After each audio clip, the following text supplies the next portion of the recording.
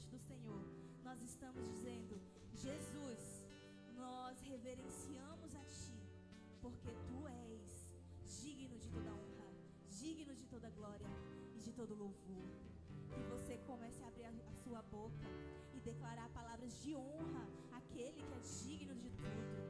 Declare, fale com palavras de amor, palavras de graça, de gratidão. Declare os grandes feitos do Senhor. Agradeça a Ele. Vamos encher esse ambiente com o nosso clamor, com as nossas orações.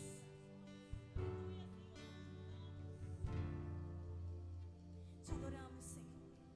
Bendizemos o Teu nome.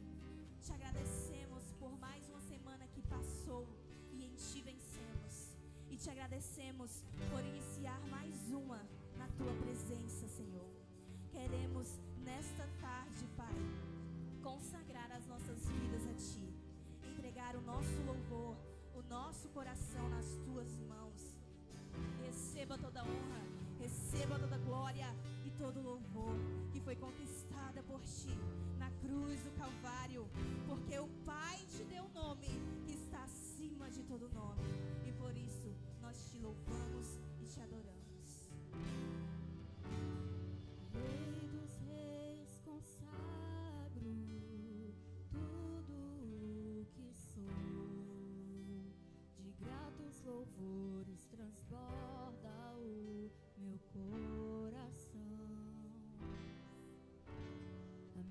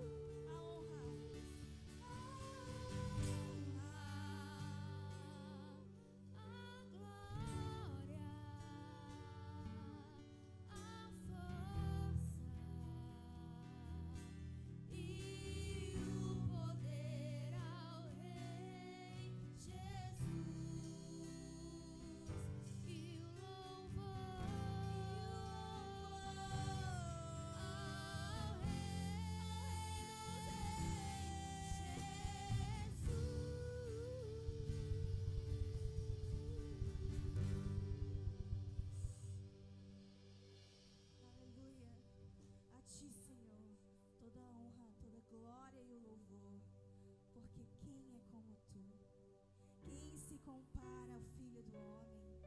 Quem fez os grandes feitos do passado e continua a operar maravilhas em nosso meio, senão o Senhor? Ah, Jesus, e o anseio do nosso coração é pelo dia em que te veremos face a face e contemplaremos a tua beleza.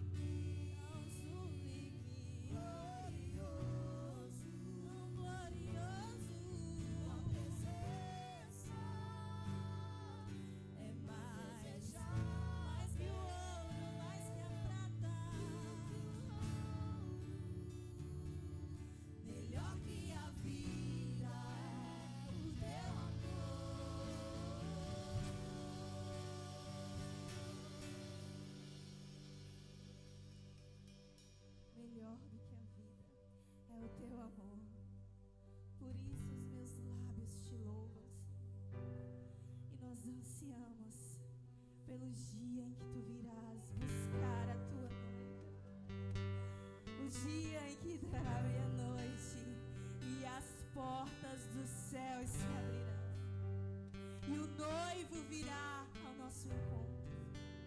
E nesse dia, Jesus, que nós possamos ser achados fiéis, que nós tenhamos azeite sobrando nas nossas lamparinas, Pai. Porque embora o amor de muitos se esfrie, o nosso não se esfriará. Os anos podem passar, mas nós continuaremos te amando, aguardando e apressando a tua vinda. Nós te dedicamos tudo o que temos e somos e te pedimos, prepara a tua igreja, Senhor. Prepara a tua igreja para a tua vinda, porque tu és tudo o que temos e precisamos. Tudo encontramos em ti, Cristo. Tu és a expressão exata do ser de Deus. Todas as coisas foram criadas por teu intermédio e sem ti nada viria a existir. E que nós possamos estar contigo em todo o tempo, até que tu venhas, até que tu venhas.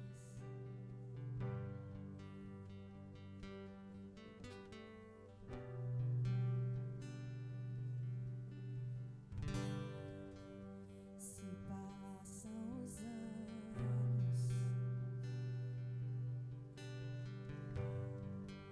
eu não posso deixar de amá-lo.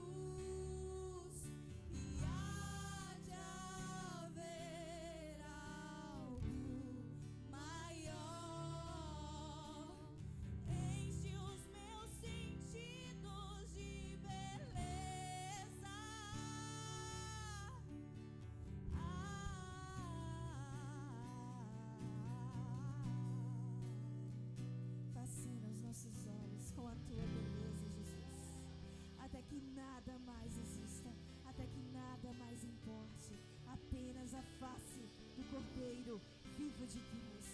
Aleluia. Aplauda o Senhor nessa tarde.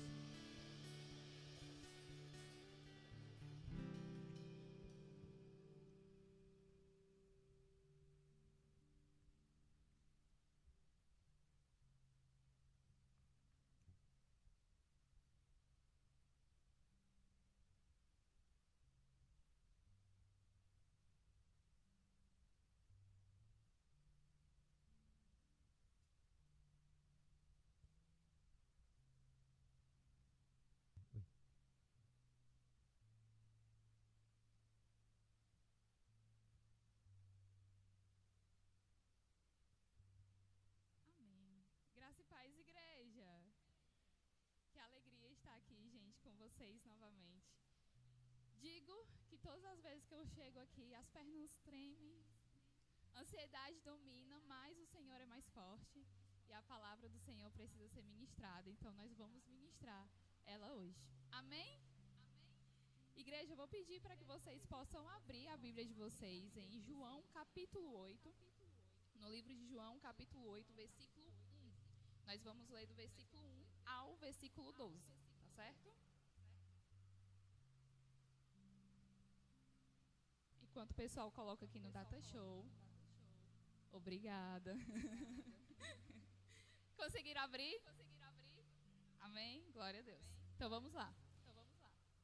Livro de João, capítulo 8, versículo 1, fala assim: Jesus, porém, foi para o Monte das Oliveiras.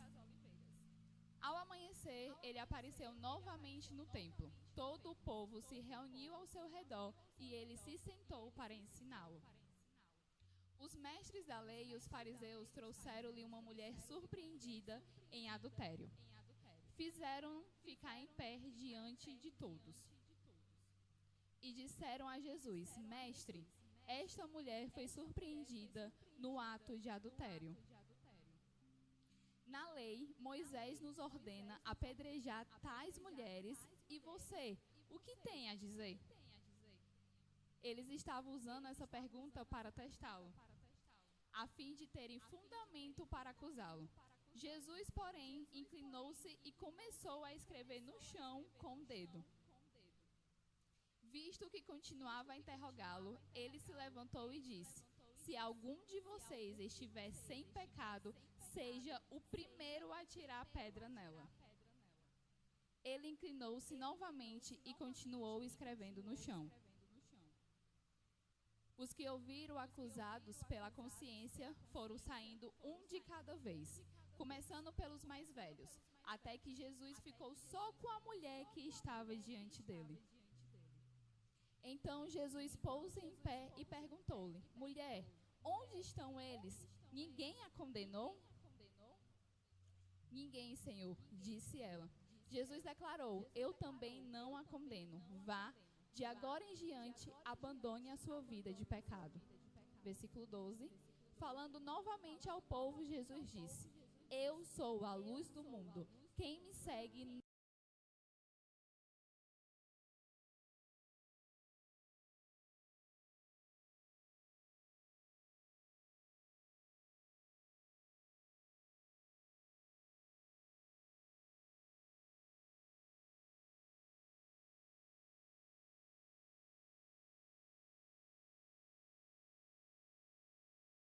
nações.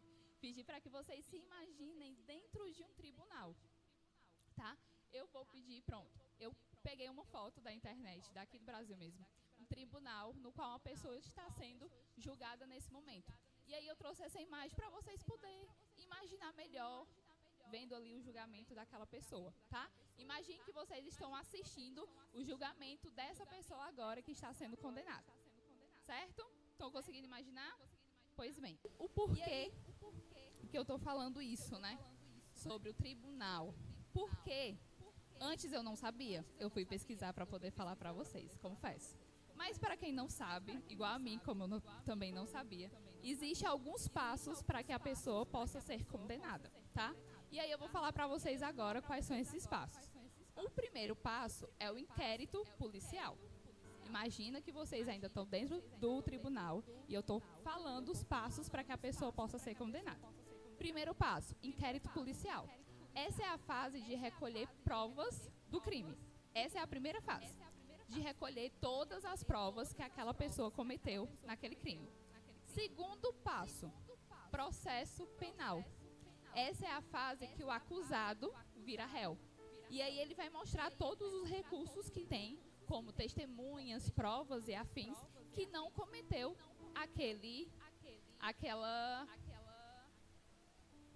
Obrigada. Que não cometeu aquele crime. E aí o terceiro passo é a fase de recurso. Essa é a fase que a acusação se torna definitiva. Ou seja, o juiz vai analisar todos os recursos que o réu colocou, como as testemunhas, como as provas, e aí ele analisa e define se o réu é culpado ou não.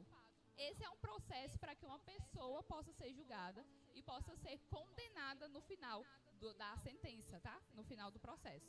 Mas aí vocês devem estar se perguntando: Mariana, por que você nos trouxe até um julgamento, pediu para imaginar e falou sobre as fases do processo para que a pessoa possa ser condenada?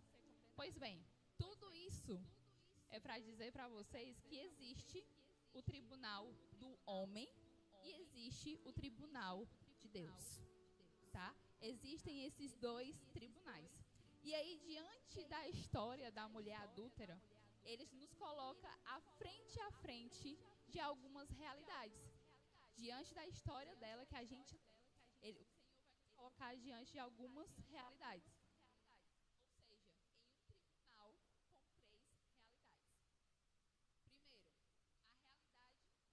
3 realidades. Primeiro, a realidade do nosso pecado. O Senhor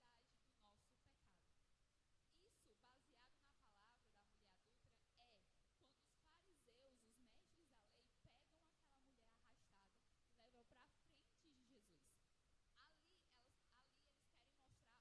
de Jesus. Ali eles querem mostrar o pecado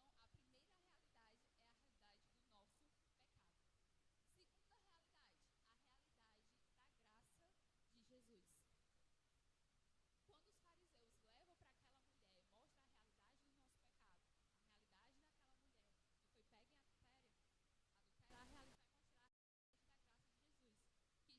Quando os fariseus levam para aquela mulher, mostra a realidade do nosso pecado, a realidade daquela mulher que foi pega em adultério, a realidade vai mostrar a realidade da graça de Jesus. Que Jesus simplesmente falou assim: olha, quem de vocês não tiver pecado, atire a primeira pedra. Essa é a primeira realidade da graça de Jesus. Jesus era o único homem ali presente que podia atirar a pedra naquela mulher, porque ele era o único sem pecado naquele lugar. Mas simplesmente ele olhou para aquelas pessoas e falou: se alguém de vocês não tiver nenhum pecado, atire a primeira pedra. E aí, a gente vai para a nossa terceira realidade, que é a realidade da transformação que o Senhor gera nas nossas vidas. A transformação que ele gerou na vida daquela mulher adúltera, que foi justamente já no final ali da passagem que ele fala: eu também não condeno você. Vá e não peques mais. Essa é a terceira realidade da transformação que Jesus gera. E como eu falei anteriormente, a história da mulher adúltera vai revelar o caráter de Cristo para as nossas vidas, como também revelou dele através da mulher, na realidade. Amém? Glória a Deus. E aí vocês, mais uma vez, vou pedir para vocês imaginar. Imaginem comigo.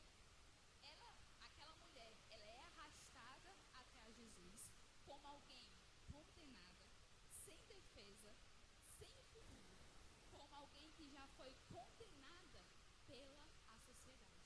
Imagine uma mulher dessa, que foi pega no ato da adultério. Ali ela já estava sem futuro, sendo condenada, sem defesa, sem ninguém por ela. E aí, os fariseus pegaram e levaram ela até Jesus. Naquele momento que ela se encontra diante de Jesus, Jesus oferece que ninguém podia oferecer, muito menos aqueles acusadores. Que era graça, misericórdia, recomeço e um caminho de volta. O acusador poderia entregar isso para a vida dela, mas Cristo simplesmente a misericórdia, o recomeço e um caminho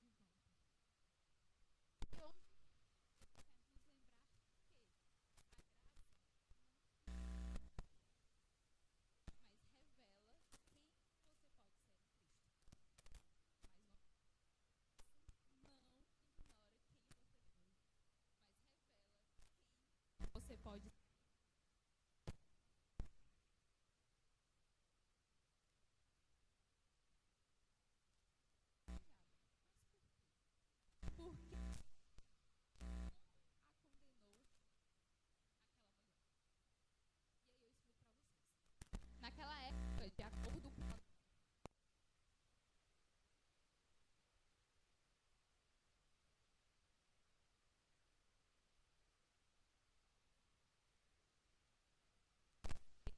apedrejado, seja homem ou mulher.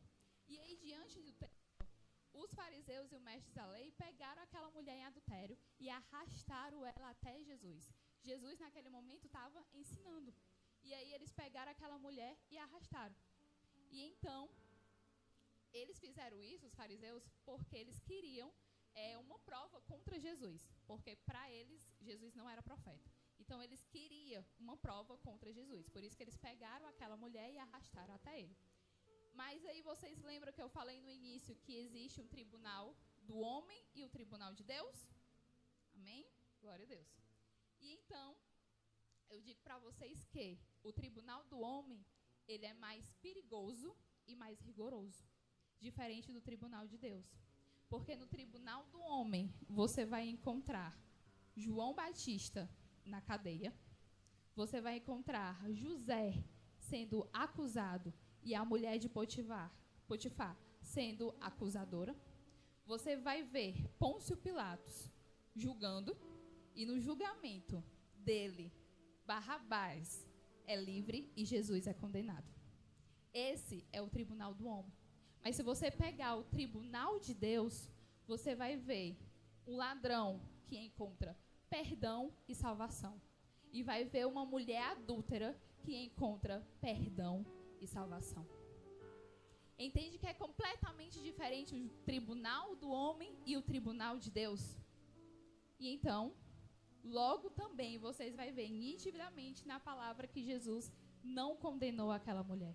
Pelo contrário, Jesus simplesmente olhou para ela e disse: ei, eu não te condeno, vai e não peques mais. E aí a gente entra para o nosso primeiro ponto, que é Jesus revela a verdade do pecado sem expor a pessoa. Amém?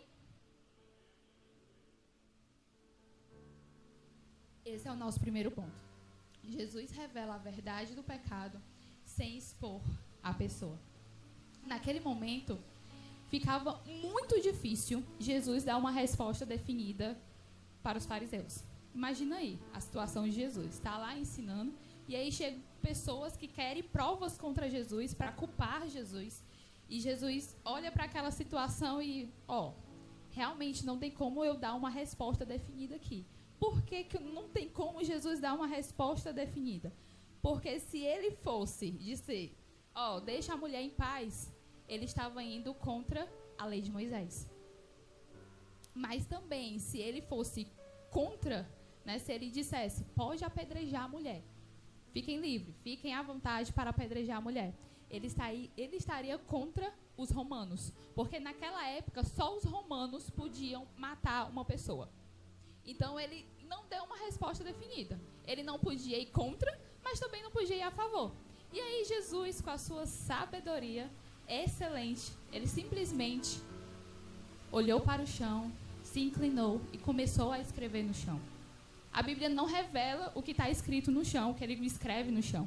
Mas ali foi um ato que ele fez reflexível para os fariseus. Foi para mostrar o quanto os fariseus estavam sendo hipócritas. Ele simplesmente estava mostrando para eles, olha, eu vou me inclinar aqui, vou escrever ao chão só para mostrar a vocês o quanto vocês estão sendo hipócritas. Porque o mesmo pecado que vocês cometem, ela também comete. E vice-versa. Não tem o porquê vocês querer matar ela, sendo que vocês pecam da mesma forma. Vocês têm o mesmo pecado. Só que aí ele mostrou, como eu falei anteriormente, mostrou a hipocrisia dos fariseus. Só que diante de tudo isso, a realidade é que Jesus não romantiza o pecado. Nem o dela, ele não romantizou o pecado da mulher adúltera, mas também não romantiza o nosso pecado. Lembra que Jesus, ele odeia o pecado, mas ele ama o pecador. Então, naquele momento, ele não romantizou o pecado daquela mulher adúltera. E também, ele não romantiza o nosso pecado. Pelo contrário, Jesus conhece o nosso coração. Jesus conhece o nosso pensamento. Antes mesmo da gente pensar, Ele já sabe o que nós vamos pensar. Jesus conhece profundamente o nosso ser. E é por isso que todos os dias, diante do nosso pecado, ao acordar, ao dormir, porque nós pecamos assim, Ele simplesmente fala: filho, se arrependa e não peques mais. Ele simplesmente fala isso. E isso me faz refletir o quê? Que às vezes nós estamos nesse lugar. Nós estamos no lugar de pecador porque nós somos pecadores. Mas às vezes o nosso pecado está tão sufocando nós mesmos que nós não pensamos mais em correr para Cristo. A gente pensa que, eu estou no pecado, eu fiz tal coisa, eu fiz outra coisa, Jesus não me escuta mais. Faz tanto tempo que eu não falo com Jesus, que eu não dou nem um bom dia para Ele, que Ele não me escuta mais. Mas pelo contrário, Jesus nos olha todos os dias. Jesus está pronto para te ouvir todos os dias. O que Ele quer é que você leia a palavra dEle todos os dias. E ainda mais Ele fala: vá e não peques mais. E aí você, às vezes, se pega naquela fase de: como eu estou com saudade de Jesus. Como eu estou com saudade da presença dEle. Como eu estou com saudade daquele tempo no qual eu falava e Ele me respondia. No qual eu escutava nitidamente a voz dEle no meu ouvido. Às vezes você deve pensar isso. Mas aí, mais uma vez eu digo que Jesus fala que: filho ou filha, eu não te condeno. Vá e não peques mais, porque Cristo é justo. Ele não age movido por condenação, mas pela verdade. A verdade da palavra, a verdade que é Ele, porque Ele mesmo fala que Ele é o caminho, a verdade e a vida. Então, Cristo, lembre-se todos os dias que Cristo é justo. Ele não age por condenação, mas Ele age pela verdade. Cristo, Jesus naquele momento, tinha total autoridade para condenar aquela mulher, como eu também falei no início. Ele tinha total, porque Ele era o único sem pecado naquele lugar. Todas as outras pessoas eram pecadores, mas pelo contrário, Ele pegou todo aquele povo, pegou toda aquela mulher e transformou a verdade. Mostrou a verdade para eles, que foi dizendo, não condenando ela, mas entregando um novo caminho, entregando uma nova vida, a vida de Cristo. E aí a gente entra para o nosso segundo ponto, que é: a graça de Jesus restaura e não destrói. No versículo 11 da passagem, ele vai falar assim: eu também não a condeno. Vá e agora em diante abandone a sua vida de pecado. Imagino que quando Jesus levanta novamente do chão e fala para aquela mulher, ela estaria olhando para Jesus, né? Jesus estaria olhando para ela com um olhar de desprezo, com um olhar de: não encoste em mim. Fico imaginando, lendo a palavra, fico imaginando. Só que aí Jesus simplesmente fez totalmente ao contrário do que estava previsto, do que aquela mulher queria ver, né? Porque aquela mulher foi pega em adultério, então automaticamente ela viria nos olhos de Jesus um olhar de desprezo, um olhar de: não me toca, não chega até a mim. Mas pelo contrário, Jesus entregou a vida para ela. Ela esperava a morte, mas Jesus entregou a vida a ela. Jesus entregou um novo caminho para ela. E é a mesma coisa que eu digo para vocês agora. Às vezes você pensa que está à beira da morte, mas aí Jesus olha para você e diz: ei, eu entrego a vida. Eu te entrego um novo caminho. Eu sou o caminho, a verdade e a vida. Sai da onde tu tá e vem até a mim, porque eu sou a verdade. Eu te chamo novamente para perto. Eu não te te condeno, pelo contrário, eu te dou a vida. E muitas das vezes nós não nos aproximamos mais de Deus por ter esse pensamento de que Ele não vai pegar mais a gente, trazer mais para perto. E aí a gente fica atolado no nosso pecado. E ao mesmo tempo a gente não fala para o nosso colega. A gente não fala para a pessoa que mora conosco, para a pessoa que é o nosso amigo, enfim. A gente fica com o nosso pecado guardado e não fala para outra pessoa. Só que a realidade é diferente. Você precisa falar para outra pessoa o pecado que você cometeu. Porque Jesus, primeiro, Ele nos olha com um olhar de misericórdia e com um olhar de amor. Então, nós precisamos falar para os nossos irmãos o pecado que nós estamos cometendo. Porque automaticamente aquele irmão vai ajudar você em oração. Porque a própria palavra fala que corpo cura corpo. Então essa pessoa, ela pode estar pronta para te curar. Ela pode estar pronta para te ajudar a sair do pecado que você pensa que não tem mais chance para você.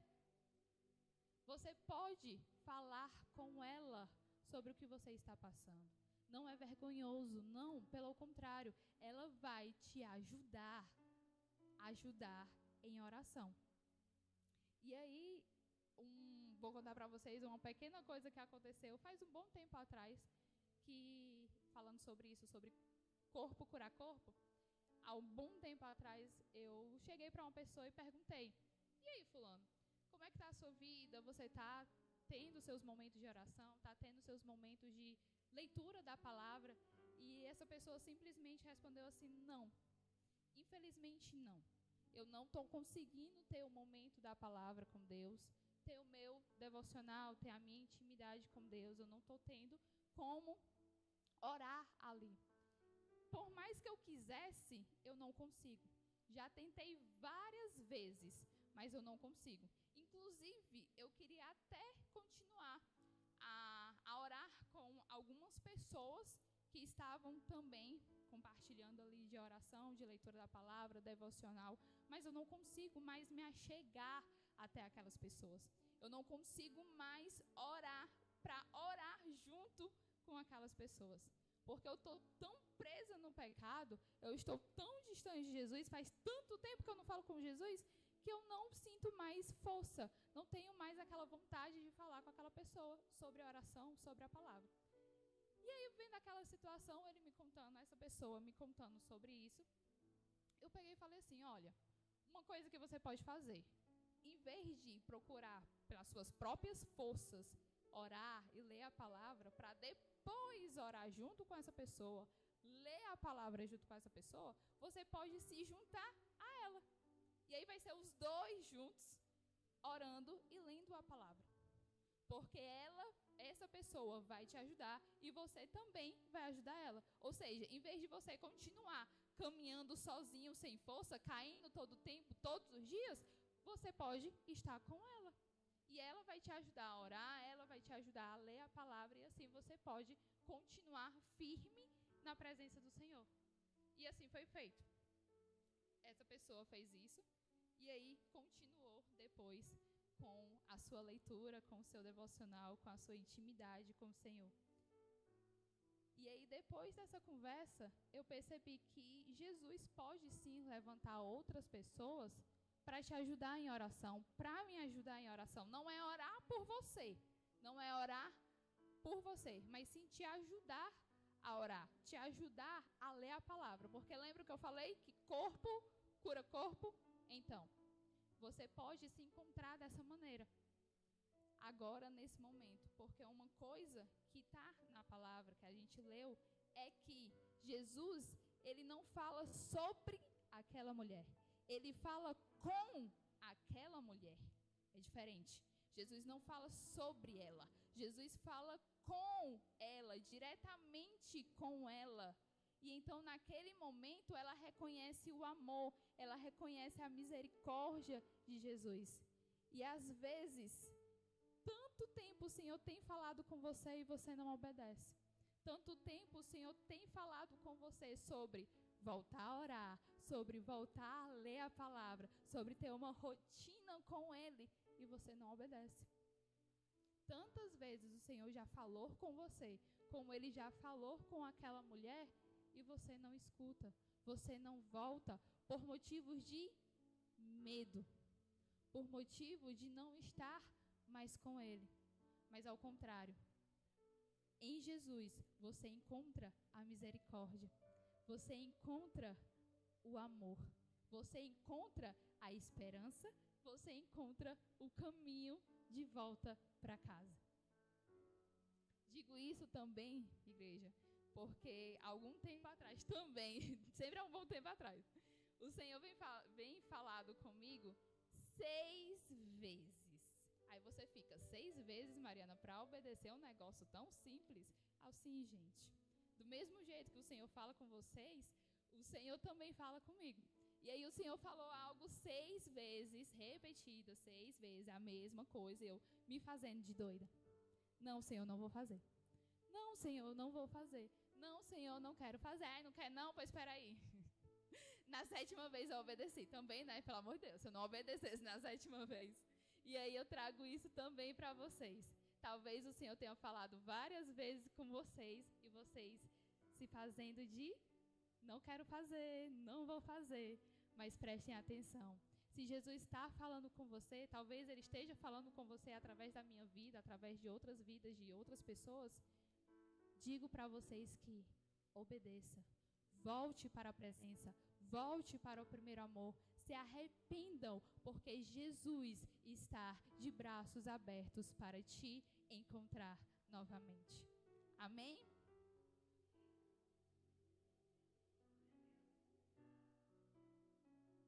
E aí, a gente entra para o nosso terceiro ponto, que é: a graça não é permissão para continuar no erro, mas força para uma nova vida. E diante disso, eu vou pedir para que os músicos possam subir, por favor. Desculpa, Clara. A bichinha anotando. Mas aí o terceiro ponto novamente é: a graça não é permissão para continuar no erro, mas força para uma nova vida. E quando Jesus fala para aquela mulher, para ela não pecar mais, Ele mostra o perdão de imediato. Mas a transformação dela é contínua, tá? Jesus, Ele nos perdoa de imediato, mas a transformação é contínua. Porque Jesus não apenas livra da condenação, Ele aponta para um novo caminho. No versículo 12, Ele vai falar assim, ó: eu sou a luz do mundo. Quem me segue nunca andará em trevas, mas terá a luz da vida. Quando Jesus fala isso para aquele povo, Ele quer dizer que somente Ele dá a luz, que significa a vida eterna para aquelas pessoas. Lembra que eu falei que a graça não é permissão para continuar no erro, mas força para uma nova vida? Então, Jesus é a nova vida. No versículo 12 ele fala: eu sou a luz.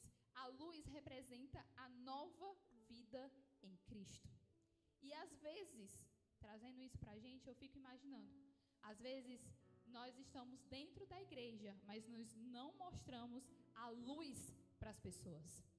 Às vezes nós recebemos tanto de Deus, tanto da palavra de Deus, estamos servindo diariamente, mas nós esquecemos de mostrar a vida de Cristo, a luz de Cristo para aquelas pessoas.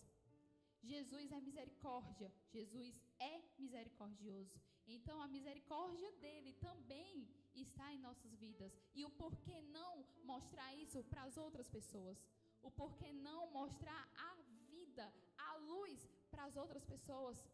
Às vezes nós estamos dentro da igreja, tão sufocada com tanta coisa e esquecemos de mostrar Cristo para quem precisa. Tem gente também dentro da igreja que precisa ver Cristo, mas nós não mostramos para eles. Nós não mostramos para aquelas pessoas que precisa. Tem gente que precisa agora, nesse momento, da tua ajuda, da tua oração, do teu ombro amigo. Mas você, às vezes, está tão sufocado que você não percebe isso. Então, a partir de hoje, comece a perceber isso. Comece a ter essa sensibilidade ao Espírito Santo, para que você comece a perceber quem está precisando de você, quem está precisando de uma oração, quem está precisando de uma palavra. Gente, é uma simples palavra, é um Jesus te ama. Aquela pessoa precisa naquele momento. Ou então até um abraço que aquela pessoa precisa no momento. Mostre a luz da pessoa, a luz de Cristo para aquelas pessoas. Ela precisa de você. E aí eu te pergunto nesse momento: quem é você hoje? Aquele que está se condenando e se afastando de Cristo? Ou aquele que não consegue mais mostrar a luz de Cristo para as pessoas? Quem é você hoje? É aquele que se arrepende verdadeiramente e busca mais da presença do Senhor?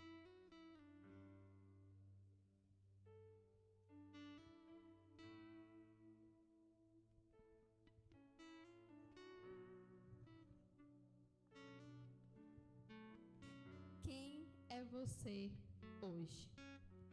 Essa história não é sobre a mulher adúltera.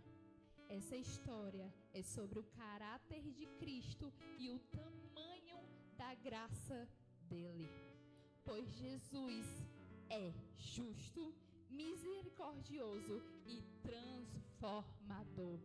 Saia daqui hoje sabendo que Jesus é justo, misericordioso e transformador.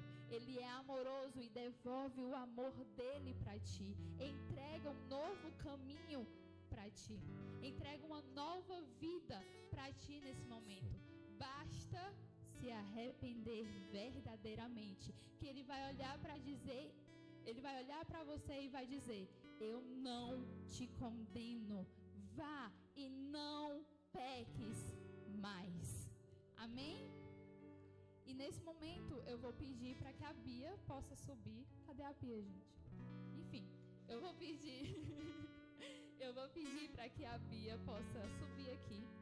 A Bia, ela vai representar nesse momento a mulher adúltera. Assim, às vezes deve ter pessoas aqui que é visual, igual como eu. Eu sou visual. Para entender aquilo, eu preciso visualizar primeiro. E talvez tenham pessoas nesse momento aqui que seja também como eu. E a Bia, nesse momento, ela vai estar representando a mulher adúltera. E eu peço nesse momento que você olhe para ela e se veja.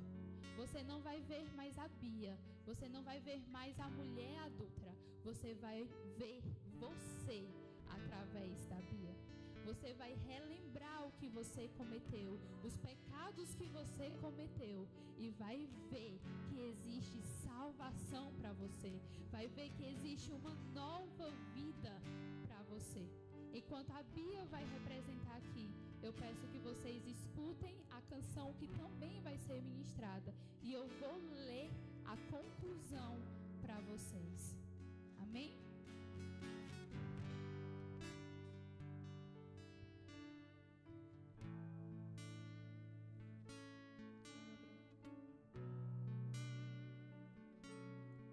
A conclusão fala: o mais emocionante é que a mulher adúltera entrou naquela cena como alguém sem chance, sem voz, sem futuro.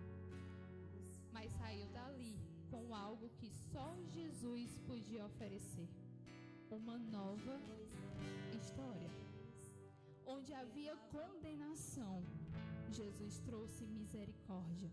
Onde havia vergonha, Ele trouxe cura. Onde havia escuridão, Ele trouxe luz. Onde havia morte, Ele trouxe vida. O mesmo Jesus está aqui hoje. O Jesus que não compactua com o pecado, mas ama profundamente o pecador. Talvez hoje você se sinta como aquela mulher, exposta, culpada, sem forças. Mas a força de Jesus hoje é a mesma. Eu não te condeno. Vai e não peques mais. Veja você agora, no momento, a Bia representando.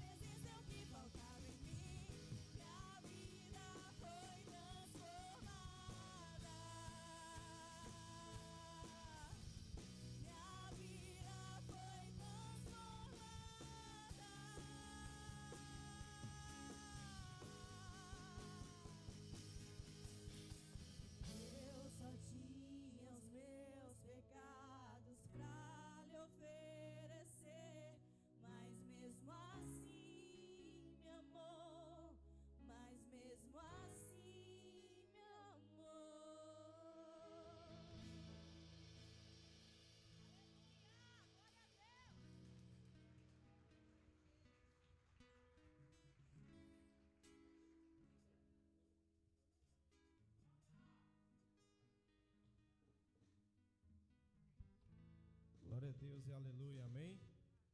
Meu Deus do céu, que maravilha, né, meus irmãos? Engana-se quem acha que um louvor e uma adoração ele acontece apenas aqui nesse momento. No momento em que o grupo de louvor sobe para louvar e adorar, no momento que a gente pede para a igreja ficar de pé, para você levantar suas mãos, a adoração ela não começa nesse momento. O culto que nós prestamos ao Senhor, ele começa antes mesmo de nós chegarmos aqui na igreja, nesse templo, nesse endereço propriamente dito. O nosso culto, ele começa no nosso consciente. Ele é um culto racional.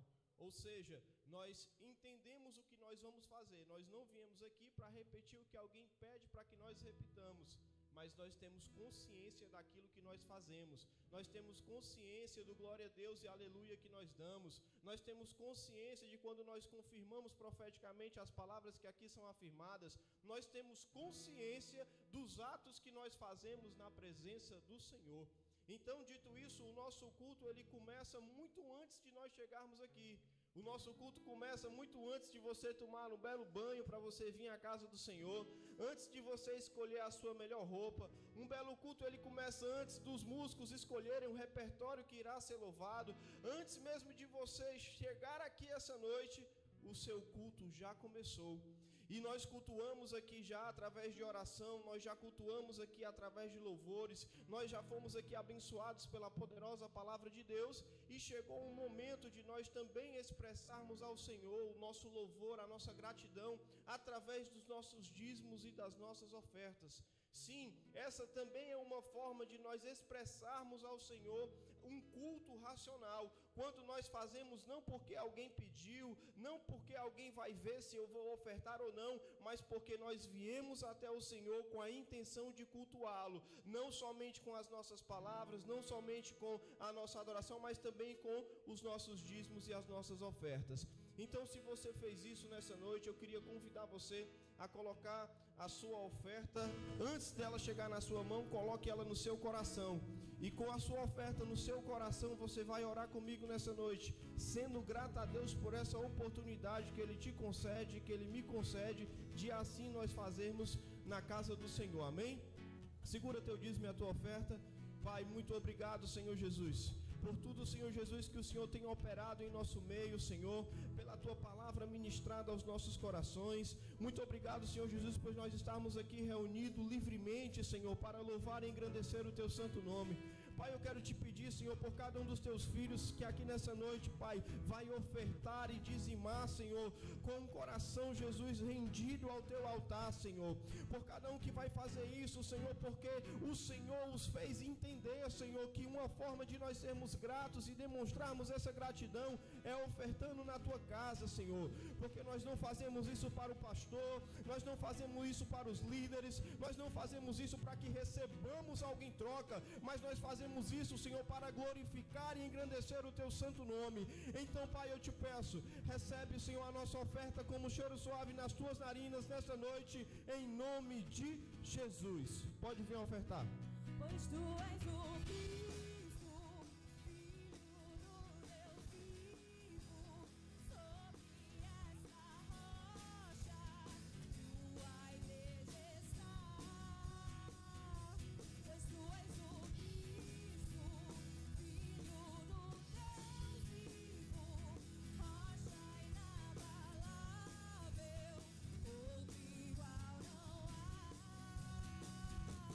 Igual não há.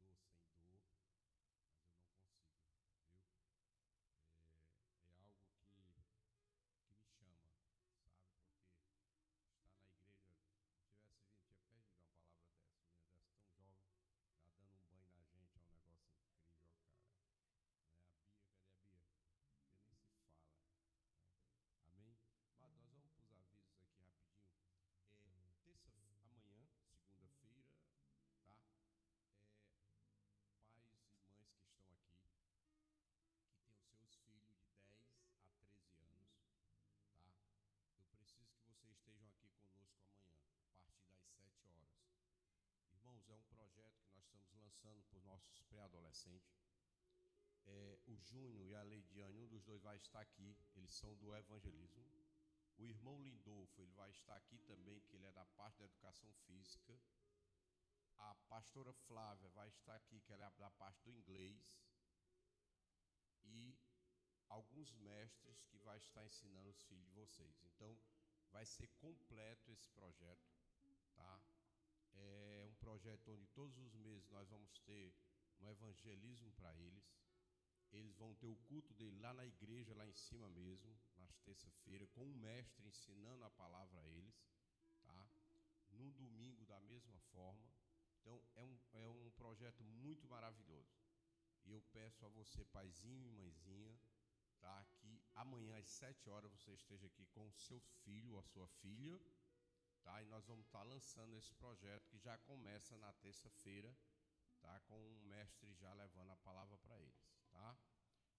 E terça-feira também, irmão, quero lhe convidar. Terça-feira o culto vai ser diferente.